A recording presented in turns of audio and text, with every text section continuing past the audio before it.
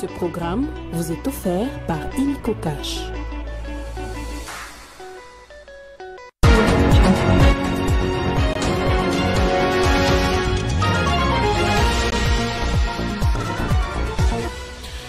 Les étudiants se mobilisent pour apporter des aides dans ce temps de guerre que traverse le pays. Une délégation conduite par la ministre de tutelle a rencontré sa collègue Nathalie Aziza Mounana des Affaires sociales et Solidarité nationale avec un lot de vivres, vêtements et denrées alimentaires pour la population qui fuit les combats.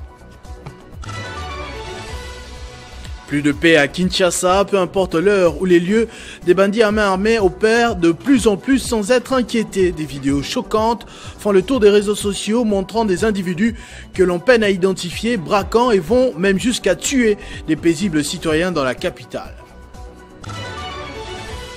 Également à suivre dans ce journal, Daniel Moukoko Samba veut formaliser le processus de l'économie informelle dans le pays. Le vice-premier ministre a réuni au Salon Bleu de l'hôtel du gouvernement les acteurs du secteur pour réfléchir et annoncer des mesures adaptées qui vont contribuer à une meilleure marche dans le pays. Mesdames et messieurs, bonsoir. Avant toute chose, sachez que le gouverneur de la province du Sud Kivu, dont le chef-lieu est actuellement assiégé par les troupes rwandaises et les éléments du M23, étaient de passage à Kinshasa, où il a été reçu par le président de la République lui-même. Félix Tshisekedi a instruit Jean-Jacques Purusi de gouverner depuis la ville d'Uvira en attendant que la situation redevienne normale de toute urgence. Profitant de ce séjour à Kinshasa, le gouverneur du Sud Kivu a également pris langue avec la ministre des Affaires sociales et Action humanitaire pour étudier les moyens de faire parvenir l'aide aux nécessiteux pendant cette traversée de désert. En séjour à Kinshasa, le gouverneur du Sud Kivu, Jean-Jacques Purusi, a été reçu par la ministre des Affaires sociales, Action humanitaire et Solidarité nationale, Nathalie Aziza Mounana. Les deux personnalités ont abordé la question sur la situation humanitaire dans la province du Sud Kivu et où la prise en charge est nécessaire et urgente. Et donc, comme vous le savez, cette crise s'accompagne d'une situation humanitaire très très compliquée. Nous avons environ 70 000 réfugiés congolais du Sud Kivu qui se retrouvent en train de vivre au Burundi dans des conditions très très difficiles. Voilà pourquoi je suis venu, invité par son Excellence Monsieur le Président de la République, le chef de l'État Félix Antoine Tshisekedi Tshilombo, que je remercie sincèrement pour sa volonté et sa détermination à réhabiliter l'intégrité territoriale, et donc nous sommes derrière lui. Voilà ce qui m'a amené, c'est pour venir faire un plaidoyer par rapport à la situation que vivent les citoyens du Sud Kivu aujourd'hui suite à l'occupation ennemie depuis un peu de temps. Le plaidoyer a rencontré un écho favorable auprès de la ministre Nathalie Aziza Mounana qui promet son accompagnement et démobiliser les partenaires nationaux et internationaux à résorber la crise humanitaire. Et donc Madame Aziza Mounana, nous sommes venus aussi lui apporter un appui pour mobiliser les acteurs internationaux, nationaux et sous-régionaux pour qu'on génère, qu'on libère les moyens très rapidement afin qu'elles viennent. Et sous la coordination du gouverneur de province et de toutes les autorités provinciales, nous attendons rapidement cette aide humanitaire pour assister les nôtres. Et elle m'a promis, elle est engagée. C'est plus de 8 à 10 millions de déplacés internes, plus de 70 000 réfugiés au Burundi qui ont besoin d'assistance humanitaire urgente. Nathalie Aziza Mounana qui, quelques heures plus tôt, avait reçu dans son cabinet de travail sa collègue de l'enseignement supérieur et universitaire, Marie-Thérèse Sombo, était accompagnée d'une délégation d'étudiants. Désireux de participer à l'effort de guerre, comme vous le savez, le pays est actuellement en train de réunir toutes ses forces économiques, humaines, industrielles pour en finir une fois pour toutes avec ce conflit armé. Ces étudiants ont donc choisi d'être du bon côté de l'histoire.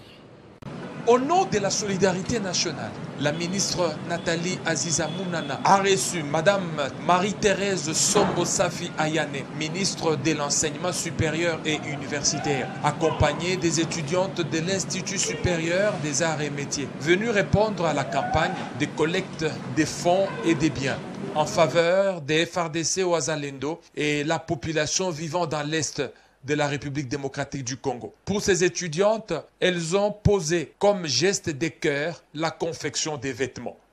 Pour la mise en œuvre de votre demande en faveur de nos frères de l'Est, nous avons eu à confectionner quelques vêtements.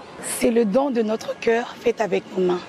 Nous soutenons le président Faci. Avec lui, nous sommes sûrs que nous verrons toujours un Congo uni. Nous sommes jeunes et nous soutenons la FARDC. En réponse à la campagne qui a été lancée par le président de la République, Félix-Antoine Tshisekedi Tshilombo, et par la ministre de la Solidarité nationale, Nathalie Aziza Mounana, la ministre des LESU, Madame Marie-Thérèse Sombo Safi, explique ici comment chaque établissement de son secteur s'est organisé pour soutenir les FARDC. Nathalie Aziza Mounana salue l'implication de la jeunesse dans la campagne et félicite la ministre des LESU pour être la première à répondre à l'appel depuis le lancement et invite tous les autres ministères à faire de même. Au nom de la solidarité nationale, le ministère des Affaires sociales vous dit sincèrement merci pour votre implication.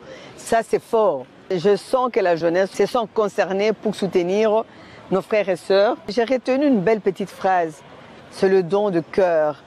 Et je vois, c'est l'amour de la patrie, c'est leur façon d'encourager le président de la République, le commandant suprême, c'est dans des actes comme ça. Et je saisis de cette opportunité pour interpeller toutes les personnes qui se sont mobilisées pour récolter les fonds ou les dons. C'est très bien de mobiliser. Ici, c'est la porte autorisée pour acheminer au bon port. Dans le même registre, le gouverneur de la province du Congo central, Grace Bilolo, s'est rendu dans le territoire de Mwanda ce mardi avec plusieurs tonnes de vivres, selon des témoignages sur place, de quoi permettre aux nouvelles recrues des forces armées de la RDC cantonnées dans le centre de formation de Kitona de tenir le plus longtemps possible. Répondant à l'appel patriotique lancé par les chefs de l'État, Félix-Antoine Tshisekedi Tshilombo, président de la République, face à l'un des pires moments de l'histoire que traverse la RDC, caractérisé par l'agression rwandaise dans la partie est du pays. Grace Bilolo, gouverneur du Congo central, a présenté un lot important de vivres et non-vivres destinés aux militaires de l'armée congolaise en formation à la base militaire de Kitona, située dans le territoire de Mwanda. La remise symbolique de tous les biens apportés aux forces armées congolaises s'est déroulée devant les bâtiments administratifs du territoire de Mwanda, en présence du ministre national des Sports, Didier Boudimbu, du président de l'Assemblée provinciale du Congo central, Papi Mantezolo, du vice-gouverneur des provinces, Prosper Ntila, des députés provinciaux et des membres du gouvernement provincial, ainsi que des forces vives de la cité côtière de Mwanda. Après avoir été reçu par les chefs coutumiers,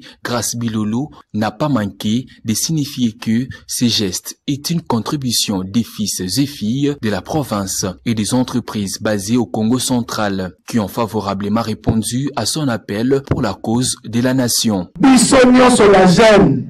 Oyo nyonso azali nzoto kolongolo akende akusana asanrele na baforces armées na biso na FARDC.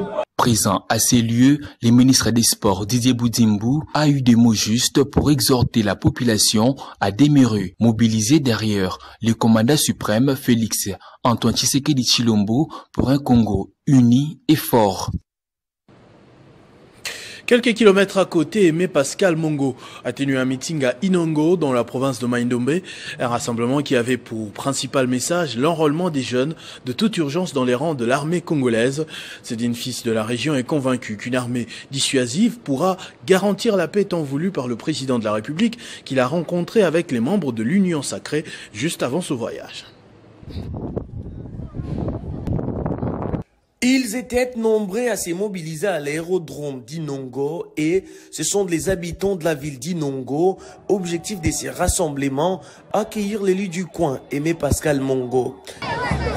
De sa descente de l'avion en passant par les rues, longeant jusqu'à la place du meeting, c'est une marée humaine qui s'est déplacée avec lui. Arrivé à la place du meeting, Aimé Pascal Mongo est revenu dans son speech sur les problèmes majeurs que la RDC rencontre actuellement, dont l'agression rwandaise, mais aussi les phénomènes Mobondo. Vous savez, notre pays est victime de l'agression du Rwanda. Et avec ce qui se cache derrière le Rwanda pour piller systématiquement nos minéraux. Et pour ce faire, les Congolaises et Congolais sont en train de périr, tant à l'est du pays je parle. C'est pourquoi, par rapport au message de l'État, sur le plan diplomatique, le Congo vient de gagner une première bataille. Le Conseil de sécurité des Nations Unies a adopté une résolution qui demande le retrait immédiat de toutes les troupes rwandaises qui ont envahi notre territoire. Et le réconfort et d'espoir à la population congolaise, l'élu du Nongo est également revenu sur les réalisations faites à l'Assemblée nationale pour le développement des Maïndombe en général et d'Inongo en particulier en tant que membre de la commission ECOFIN. Le ministre de la formation professionnelle, Marc Ekila, à Kinshasa, a aussi abordé la question des jeunes, cette fois les démobilisés inscrits dans le programme de désarmement, démobilisation, relèvement communautaire et stabilisation. Son directeur général, Jean Desdieux Désiré Ntanga, a étudié avec le ministre de tutelle la possibilité d'arriver à la certification des compétences acquises par les démobilisés. Engager une collaboration étroite avec le ministère de la formation professionnelle et le programme de désarmement, démobilisation, relèvement communautaire et stabilisation en vue de préparer les jeunes à l'employabilité et l'auto-employabilité. C'est dans ce cadre que Marc Ekila a tenu une importante séance de travail avec le directeur général de PDD-RCS, Jean Desdieux Désiré Ntanga ce mardi. Objectif, arriver à la certification des compétences acquises par les démobilisés, des jeunes enclins à la violence et autres bénéficiaires du programme grâce à un curriculum de formation dûment approuvé par l'autorité compétente, selon le professeur, qui a par ailleurs salué l'attitude de son hôte dans l'engagement à travailler dans la réalisation de la vision du président de la République n'est plus à démontrer. Le programme a plusieurs composantes dont la formation professionnelle et qualifiante des démobilisés, parce que comme vous le savez, après la démobilisation, ils vont passer par la réinsertion et la réintégration socio-économique. Cela implique forcément un certain nombre d'activités, dont la formation qualifiante, pour leur permettre de produire les biens et les services dans leur zone et de se prendre en charge. Nous allons passer en revue tous ces projets qui sont en pipeline. Le directeur du PDD-RCS s'est réjoui du travail déjà fait dans la cartographie des zones ayant besoin de main-d'œuvre et des centres de formation dont une visite est prévue lors des prochaines rencontres. Après les sessions gratuites de formation professionnelle en faveur de près de 5000 jeunes Congolais, dont plus de 1000 dépendants des militaires et policiers, Marc Ekila ouvre un nouveau chapitre dans sa mission de formation d'une main-d'œuvre qualifiée, cette fois en faveur des démobilisés. Soucieux d'une solution rapide pour les électeurs pris au piège avec cette invasion de l'armée rwandaise, les élus du Nord et Sud Kivu ainsi que ceux de la province du Maniema à côté ont pris part à une importante réunion de la commission défense et sécurité de la Chambre basse du Parlement. Réunion à l'issue de laquelle ils ont dénoncé les massacres, carnages et recrutements forcés des jeunes par l'AFC M23 soutenu par le Rwanda. Ces députés nationaux invitent la Cour pénale internationale à mener une enquête impartiale pour punir les auteurs de ces crimes. Condamnons une fois de plus l'agression de notre pays par le Rwanda et ses supplétifs M23 AFC ayant engendré une crise humanitaire et socio-économique sans précédent. Condamnons le massacre à grande échelle des populations civiles depuis le début de l'occupation des localités congolaises par l'armée rwandaise par M23 AFC, plus particulièrement les carnages perpétrés lors de l'occupation des villes de Goma et de Bukavu et qui continuent jusqu'à ce jour. Condamnons les recrutements forcés des jeunes dans les M23 AFC et plus particulièrement des élèves dans les villes de Goma et de Bukavu. Exhortons le gouvernement de la République à clarifier la mutualisation des forces UPDF et FARDC. Déplorons et condamnons le pillage systématique des biens des populations civiles et de l'État congolais prenant la destination du Rwanda ainsi que la destruction de plusieurs infrastructures sociales dans les zones occupées. Dénonçons l'occupation des maisons des populations civiles et l'incendie de plusieurs édifices et des habitations privées ainsi que la destruction des récoltes par les agresseurs. Réitérons notre soutien indéfectible à toutes les institutions de la République, à nos forces de défense et de sécurité ainsi qu'aux Wazalendo. Saluons et apportons tout notre soutien aux efforts diplomatiques menés par le président de la République, chef de l'État. Encourageons nos compatriotes à poursuivre la résistance contre les agresseurs qui veulent s'approprier les terres congolaises et soumettre la population à l'asservissement. Invitons le procureur de la Cour pénale internationale à mener ces enquêtes avec impartialité afin que tous les auteurs des actes de violation des droits humains commis en République démocratique du Congo soient poursuivis et condamnés. Malgré la guerre, l'économie continue de tourner. Et comme vous le savez, il faut des cerveaux pour réfléchir sur la bonne marche de ce secteur vital pour le pays. Dans une sobre cérémonie ce mercredi à l'hôtel du gouvernement, le vice-premier ministre, ministre de l'économie nationale, a lancé le processus de la formalisation de l'économie informelle en République démocratique du Congo. Il s'agit d'une étape importante de l'histoire de l'économie congolaise qui apportera énormément d'avantages sur le plan fiscal et va améliorer les conditions de travail des acteurs dans le secteur. Selon les statistiques, 80% de l'économie congolaise évolue dans le secteur informel et le vice-premier ministre, ministre de l'économie nationale, Daniel Mukoko Samba, veut inverser la tendance. Raison du lancement ce jour à Kinshasa du processus de la formalisation de l'économie informelle. À travers ces processus, le ministère de l'économie nationale veut promouvoir la croissance économique et la création d'emplois pour ainsi répondre aux premiers engagements du programme quinquennal du président de la République. Pour le vice-premier ministre, ministre de l'économie nationale, le secteur informel en RDC est le plus grand employeur et sa formalisation sera avantageuse pour le plan fiscal et va également améliorer les conditions de travail des acteurs évoluant dans ce secteur. L'économie congolaise, elle est fondamentalement informelle. Elle est largement informelle. Mais une économie trop informelle, ça signifie trop peu de gens qui payent les impôts, trop peu de travailleurs qui sont connus, qui sont protégés, dont les droits sont garantis. Donc, formaliser l'économie, ça entraîne beaucoup d'avantages sur le plan fiscal, mais également en ce qui concerne les conditions de travail. C'est ce processus que nous venons de lancer. Ça va être un long processus, vu l'étendue du pays, vu aussi le degré assez élevé de l'informalité dans cette économie. Pour une première étape, le vice-premier ministre, ministre de l'économie nationale, souhaite commencer par la ville-province de Kinshasa avant de s'étendre dans toutes les provinces. L'étape de l'identification est déjà réglée.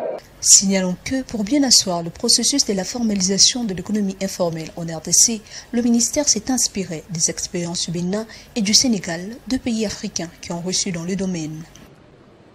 La consolidation des échanges commerciaux entre la RDC et la Grande-Bretagne, la modernisation du poste frontalier à arrêt unique de Mahagi en Ituri avec le financement britannique et bien sûr l'agression rwandaise, ces sujets étaient au menu d'une réunion stratégique ce mercredi à Kinshasa entre les ministres Julien Paluku et Peter Fernandez Cardi, directeur de coopération à l'ambassade de Grande-Bretagne en RDC. Reportage de Grace Salambo Chako Ankoni. Le renforcement des relations commerciales entre la RDC et la Grande-Bretagne avec la signature sous peu des accords commerciaux qui vont accorder des facilités aux produits exportés par la RDC. Ce point a été au menu d'une réunion stratégique ce mercredi à Kinshasa entre le ministre du Commerce extérieur Julien Paluku Kahongya et Peter Fernandez Cardi, directeur de la coopération à l'ambassade de la Grande-Bretagne en RDC.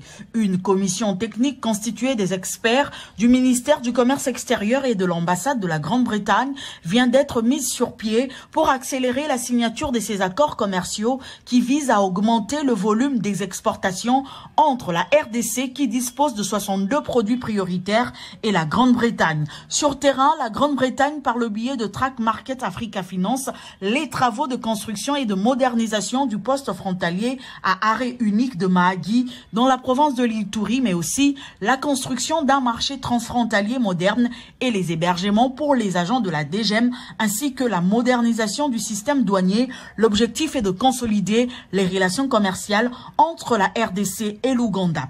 Concernant l'agression rwandaise, tout en saluant la décision de la Grande-Bretagne qui suspend l'aide financière bilatérale avec le Rwanda en limitant également les activités de promotion commerciale, le ministre du Commerce extérieur Julien Paluku a appelé la communauté internationale et la Grande-Bretagne de passer vite aux sanctions ciblées contre les envahisseurs et leurs supplétifs du M23 et de l'AFC qui recrutent des forces les finalistes du secondaire, viol, massacre, les civils au jour le jour à Goma et puis systématiquement les minerais dans les zones sous occupation. Au nom du gouvernement congolais, il a plaidé pour que les minerais exportés par le Rwanda soient déclarés minerais du sang. Parlons justice à présent. 7 ans plus tard, la justice a finalement frappé. La commissaire supérieure Karine Lokesso et le brigadier en chef Gérard Tokis-Kumbo ont été condamnés à 15 ans de prison pour meurtre par la haute cour militaire siégeant au degré d'appel à Kinshasa. Il y a 7 ans, souvenez-vous, ils avaient été arrêtés suite à l'assassinat de Rossi Mukendi, devenu célèbre au cours d'une marche de réclamation pour la tenue des élections qui ont fini par conduire à la tête du pays Félix Tshisekedi à l'époque. Le sursaut national, mouvement politique et social a honoré la mémoire de la victime lors d'une messe d'action de grâce et a appelé la population de se souvenir de Rossi Mukendi en défendant la patrie. Pour ce 25 février, la paroisse Saint-Benoît, dans la commune de Lemba, reçoit du monde, comme ça a été le cas en 2018. Assassinée au cours d'un mouvement de protestation contre un éventuel troisième mandat, la famille biologique, l'activiste du mouvement citoyen Rossi Chimanga Mukendi, ses proches, les acteurs sociopolitiques congolais, ainsi que l'opposition regroupée au sein de la plateforme politique et sociale dénommée Sursaut National, se retrouvent 7 ans après pour une messe d'action de grâce organisée en la mémoire de Rossi Mukendi. Dans un message prononcé à l'occasion du 7e anniversaire du décès de Rossi Mukendi, le Sursaut National a appelé le Congolais à poursuivre le combat qui est celui de faire respecter l'application de la Constitution et de défendre l'intégrité du territoire national, un message qui tombe à point nommé au regard de l'agression rwandaise dont est victime la République démocratique du Congo. Nelson Mandela disait « Être libre, ce n'est pas seulement se débarrasser de ses chaînes, c'est vivre d'une manière qui respecte et renforce la liberté des autres. » Rossi Mukendi a voulu renforcer la liberté de son peuple. Et pour cela, il a donné sa vie. Nous ne pouvons pas le trahir en fermant les yeux sur les injustices d'aujourd'hui. Porteur de la devise « Le peuple gagne toujours », Rossi Chimanga Mukendi a été abattu le 25 février 2018 par un élément de la police au cours d'une manifestation pacifique. À son décès, plusieurs personnes ont été interpellées, dont Karine Lokesso, major au sein de la police nationale congolaise, et lors d'un procès en appel tenu le vendredi 21 février 2025, la haute cour militaire a condamné Karine Lokesso et son garde rapproché Tokis Kumbo à 15 ans de servitude pénale pour meurtre. Toujours en justice, le vice-ministre Samuel Mbemba a été invité à un panel organisé ce mardi avec plusieurs organisations nationales et internationales de droits de l'homme.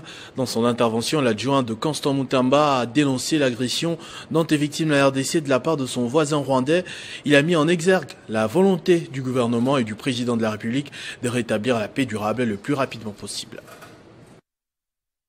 Le vice-ministre de la Justice et Contentieux international, Samuel Bemba Kabouya, a pris part ce mardi 25 février 2025 à l'hôtel Pullman à un panel avec les ONG nationales et internationales des droits de l'homme, notamment la CNDH de la RDC.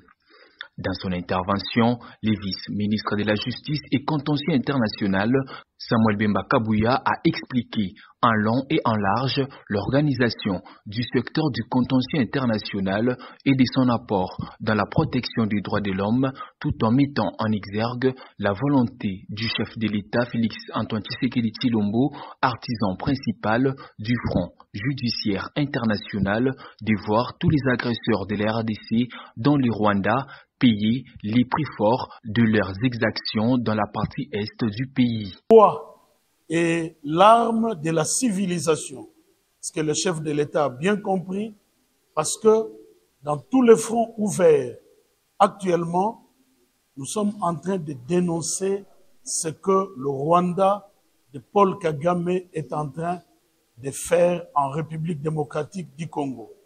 Nous avons saisi l'occasion pour demander aux ONG d'aider les victimes à nous faire parvenir et à faire parvenir aux juridictions devant lesquelles les actions sont déjà ouvertes. Cette rencontre était également une occasion pour les vice-ministres de la Justice de sensibiliser les panélistes sur l'organisation du contentieux international de protection des droits de l'homme par le gouvernement congolais. Sur l'organisation du contentieux international de protection des droits de l'homme par le gouvernement congolais. Alors à présent dans le Haut-Katanga, où le gouverneur Jacques Kabila a accordé une audience à la consul générale de Belgique à Lubumbashi, île de Windhoek. Ensemble, ils ont discuté autour de la situation sécuritaire préoccupante que traverse le pays. La situation sécuritaire qui prévaut actuellement en République démocratique du Congo préoccupe au plus haut point le royaume de Belgique. En poste à Lubumbashi, la consul générale île de Windhoek a dit au gouverneur Jacques Kabila Katumbi tous les soutiens et l'appui de son pays à la RDC en ces temps de guerre. Je suis venu pour expliquer au gouverneur en toute transparence les différentes actions de la diplomatie belge dans la situation actuelle. Là, je veux dire au niveau international, le travail qu'on a fait pour réaliser le vote de la résolution à New York. La diplomate belge a par ailleurs salué les efforts de l'exécutif provincial Jacques Kabila Katumbi dans le maintien de l'ordre public dans la capitale cuprifère en cette période de crise. J'ai aussi profité de l'occasion de remercier le gouverneur pour ses actions dans la province parce que contrairement à ce qu'on a vu, la violence à Kinshasa, ici à Lubumbashi, on est resté dans le calme malgré les incitations de violence qui gèrent actuellement dans le pays. Il faut dire que cette première rencontre officielle de l'an 2025 entre le gouverneur Jacques Kabila Katumbi et la consul île de Windhoek était une occasion pour les deux personnalités de renforcer les bonnes relations qui existent entre le gouvernement provincial et le consul général de Belgique, a indiqué la diplomate belge. Toujours au Katanga, le trajet Lubumbashi-Kasumbalesa se distingue avec des embouteillages monstres quasi tous les jours, au point de susciter le déplacement du gouverneur sur place. Jacques Kabila a présidé un conseil provincial de sécurité élargi au maire de Kasumbalesa et à quelques membres de son gouvernement sur place. Préoccupé par la recrudescence des embouteillages monstres sur la nationale numéro 1, tronçon compris entre Kasumbalesa et Lubumbashi, le gouverneur de province Jacques Kabila Katumbi multiplie les séances de travail et de descente sur le terrain afin de trouver une issue à ces fléaux causant des manques à gagner. Ce mardi 25 février, l'autorité provinciale a présidé pour la deuxième fois depuis le début de cette semaine le conseil provincial de sécurité au poste de péage de Kanyaka sur la route Kasumbalesa avant de le poursuivre à Kasumbalesa en présence notamment des ministres de l'économie, celui des finances et des infrastructures. Ce conseil a été aussi élargi aux maires de Kasumbalesa et des responsables des services opérationnels à la douane. Outre l'épineux problème des longues files de poids lourds en stationnement, il a été aussi question de faire un état des lieux des axes de péage, Kasumbalesa, Lubumbashi et Likasi. La situation sécuritaire sur le tronçon Kasumbalesa-Lubumbashi a été aussi passée au peigne fin. Rien n'a filtré de cette réunion du Conseil provincial de sécurité, mais tout porte à croire que des mesures urgentes ont été prises pour le désengorgement du trafic sur le tronçon Kasumbalesa-Lubumbashi.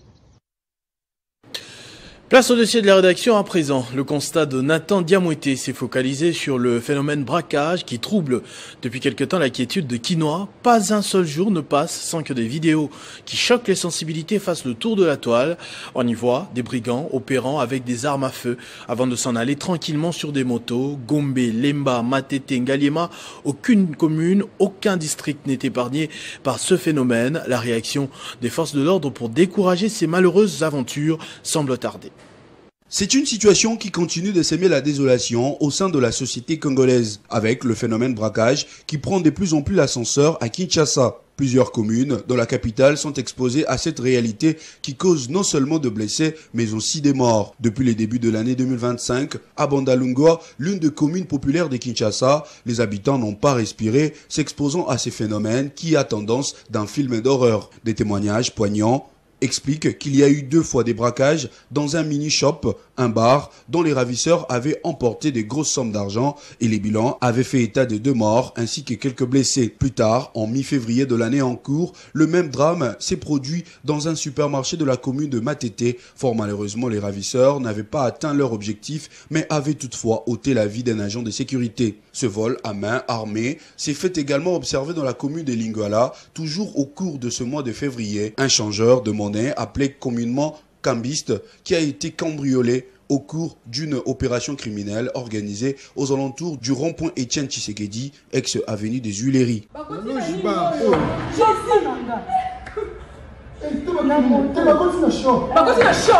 Malgré plusieurs interpellations de la population, ces réseaux semblent ne pas s'arrêter.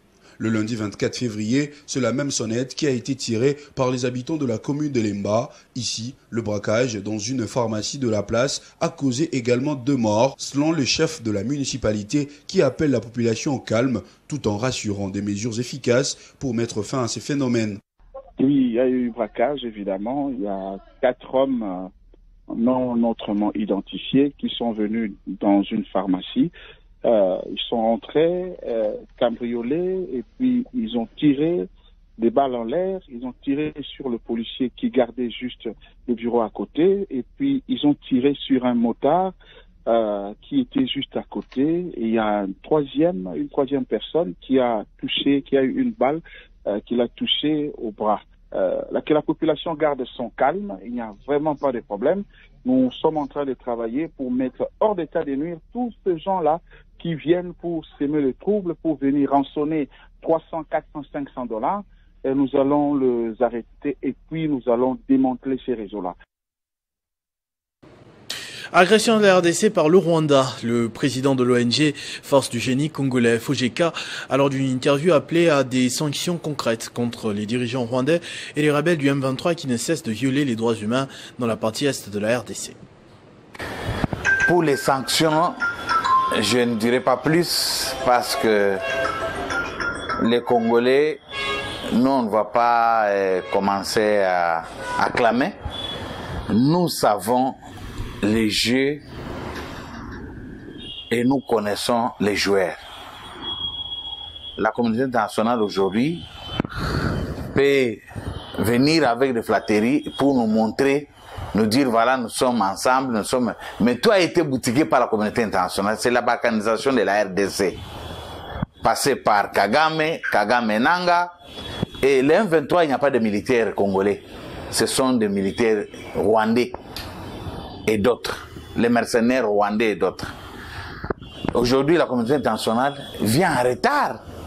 Les soi-disant, que j'appelle soi-disant sanctions là, vient en retard. Nous sommes debout derrière les commandants suprêmes avec les FARDC pour mettre dehors nos ennemis. Ça a été le souhait de tous, de voir Kagame, Nanga et consorts être sanctionnés par la communauté internationale, l'Union européenne et MONUSCO et Nations Unies. Mais pour quelle finalité aujourd'hui? Voilà les souhaits.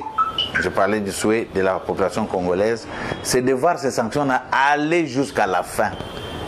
Que Kagame paye, Nanga subisse aussi. Et pour terminer, ce mercredi, la cérémonie de remise de la médaille d'or en arts, sciences et lettres s'est déroulée à la chancellerie des ordres nationaux à Kinshasa en présence de nombreuses autorités. Parmi elles, le professeur Imani Ramazani Ben Eradi. Il s'agissait de la cérémonie de décoration des personnalités des systèmes Kindu et de l'université de Kindu qui ont milité pour des établissements d'enseignement supérieur universitaire de la RDC. Il s'agissait de décoration de médailles en or, arts, sciences et lettres, pour le personnel académique, les personnels scientifiques et le personnel administratif de ces deux établissements d'enseignement supérieur universitaire. Mais également, on a décoré une dame de l'Université Sorbonne Paris-Nord, qui est la professeure Monique Roto-Tonder, qui a milité pour nous accompagner. J'ai été décoré, la médaille en or, Arts, Sciences et Lettres, pour ma thèse que j'avais soutenue en 2023 à l'Université Sorbonne Paris-Nord, qui avait porté sur les connaissances et le pouvoir d'agir des femmes pour diminuer la mortalité maternelle en RDC. J'avais présenté mes recherches dans des congrès internationaux et j'avais gagné plusieurs prix. Et aujourd'hui, la République unique du Congo, mon pays, vient également de reconnaître ce travail scientifique que j'avais fait et ses mérites. Et on vient de me décorer la médaille en or, Arts, Sciences et Lettres. Je le dis à la population de l'Est pour tout ce qui se passe chez nous. J'aime la paix parce que ces médailles ici, c'est un travail scientifique. S'il n'y a pas la paix, vous n'allez rien faire. J'ai réalisé ces recherches parce qu'il y avait la paix. Donc s'il n'y a pas de paix, il n'y a pas de travail, il n'y a pas de recherche. Et je demande que tout ce qui se passe chez nous cesse pour que les gens, les scientifiques, les étudiants, les élèves et les autres puissent vaquer librement à leurs occupations. Ce journal est terminé, je vous en rappelle tout de suite les principaux titres. Les étudiants se mobilisent pour apporter de l'aide dans ce temps de guerre que traverse le pays. Une délégation conduite par la ministre de tutelle a rencontré sa collègue Nathalie Aziza Mounana des Affaires sociales et solidarité nationale avec un lot de vivres, vêtements et denrées alimentaires pour la population qui fuit les combats. Plus de paix à Kinshasa, peu importe l'heure ou les lieux.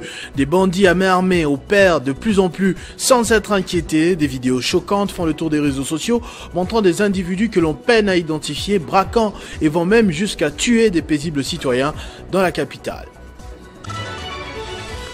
Vous avez également suivi dans ce journal Daniel Mukoko-Samba qui veut formaliser le processus de l'économie informelle dans le pays. Le vice-premier ministre a réuni au Salon Bleu de l'hôtel du gouvernement les acteurs du secteur pour réfléchir et annoncer des mesures adaptées qui vont contribuer à une meilleure marche du pays.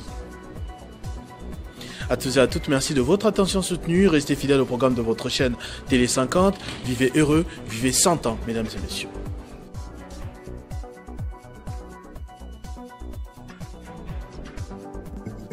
Retrouvez toute l'actualité en continu sur www.tele50.cd. Ce programme vous a été offert par Inico Cash.